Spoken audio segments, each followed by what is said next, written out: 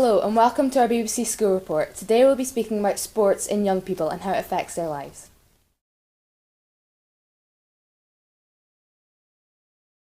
It is reported that 29% of children in Scotland are at risk of being overweight or obese. This means that there are almost 445,000 children in Scotland alone are obese.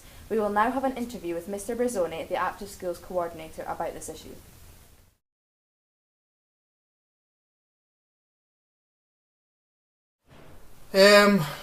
There's a lot of extracurricular clubs at the school that are really popular. The more traditional sports, so the netball club's popular, hockey, volleyball is really popular, badminton. I don't know the exact reason why, probably because they're more traditional sports. People have got the opportunity to play them more in PE, which tends to kind of lead to them getting an experience of it, and makes them more accessible kind of at lunchtime and after school.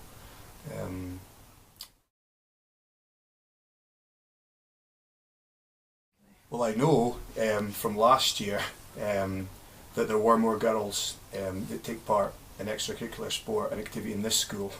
This year, last year there was a lot more girls taking part than boys. This year it's kind of balanced up a wee bit. It's still just more girls, but our school is one of the exceptions kind of nationally across Scotland.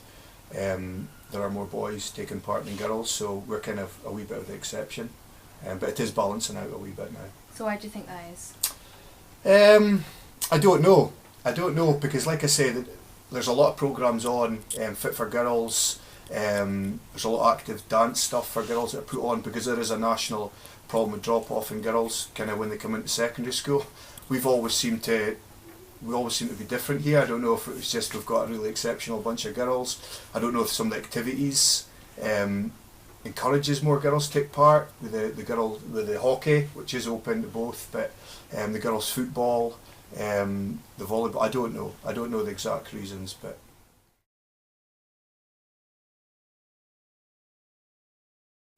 it's hugely important.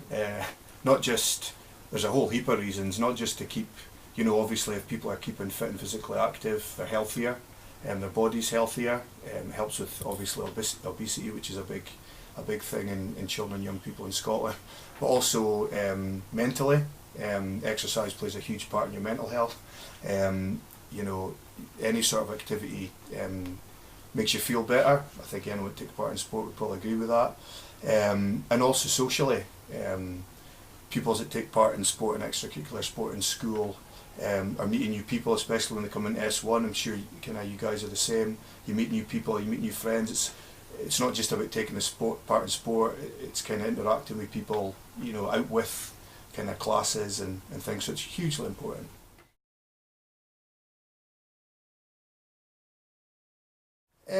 Yeah, I think there probably is a definite problem, to be honest, and that's kind of borne out in a lot of statistics. It's a problem that people are aware of. It's kind of solving it, it's a problem. In my role as an Active Schools Coordinator, it's kind of set up to kind of help kind of redress the balance a wee bit, so trying to encourage more people to take part in sport and extracurricular activities out with PE. Also, hopefully more and more schools are getting the requisite hours of PE as well. I think this school does a really good job of kind of trying to get people active, but there's no doubt there's a big problem. But like I say, the government are coming up with different things through the Active Schools programme, through various initiatives to try and address it, but yeah, there's no doubt it's still an issue. Thank you.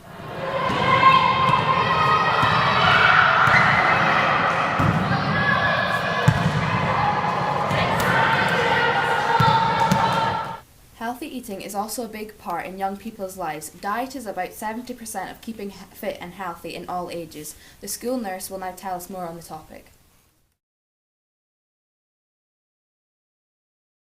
It's very important. It affects everything that you do, how you work, how you sleep, how you play. It affects everything you do during the day.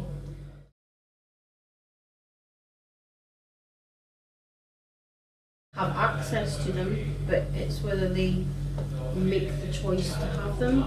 Just like you go to the canteen, there is a healthy option all the time, but do you always take the healthy option, or do you have like a day where you aren't so healthy? So it's about having the balance So that's a really hard question, really, to determine.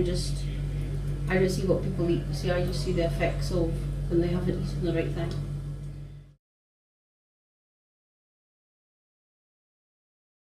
Absolutely. Yeah, definitely. It, as I said before, it affects everything that you do. So if you don't have enough sleep, that affects your mental health. If you're not able to play, if you're not able to do sports, it all affects your mental health. So I do think that it plays a big part.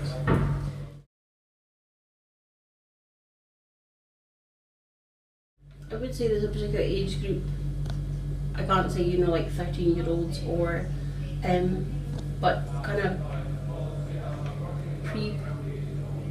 pre-pubescent, I would say, probably, just because of the levels of hormones and lack of growth. A lot of people kind of go out before they go up, but not necessarily are they unhealthy, and it's hard to, you can't compare one person to the other directly. You're not able to measure like yourself with somebody else, because it's not just one thing you're measuring, it's a whole manner of things.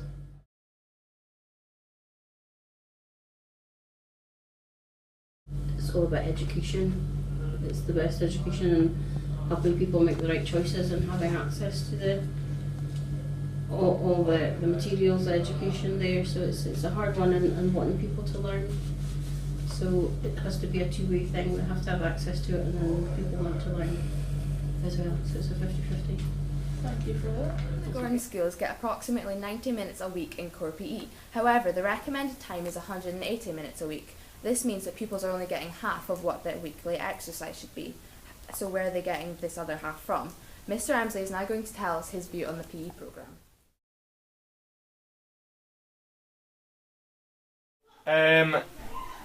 I don't know. I don't think there's. I think there's a number of pupils that are doing enough, but I think as a whole, I don't think there's enough. No.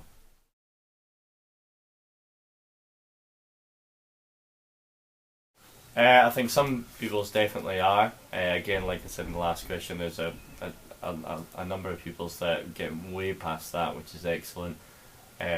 But there's a big group of pupils that wouldn't get that. Within PE, they get 2 hours of PE a week, but for some pupils that's the only exercise that they are getting. It's at 120 minutes a week as opposed to the 180.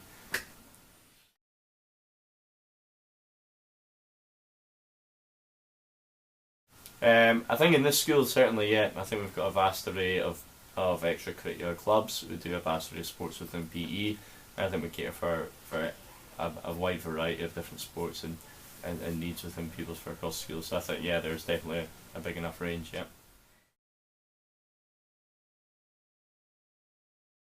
Yeah, I think there are. When I was at school, just even in terms of taking part, even people when I was young, people always played outside, which doesn't seem to happen as often anymore. Used to always play football outside and things every night, but it just doesn't seem to happen as much. There seems to be a lot more sort of games consoles and things, and social media and things can often limit people doing these things, yeah.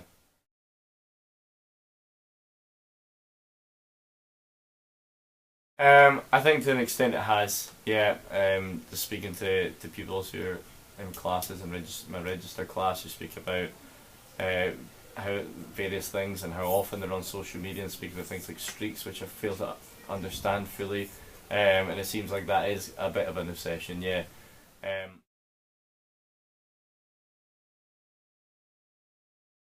Sorry? And how do you think we can use that to our advantage? How can we use it to advantage? Well, we try and do that within the school in terms of using social media platforms like the Twitter to promote sport and health and well-being across the school. And I think there are areas in which it can be done further. We're, as a department, looking to expand in social media, perhaps opening up Instagram accounts because it's more current and relevant for the demographic.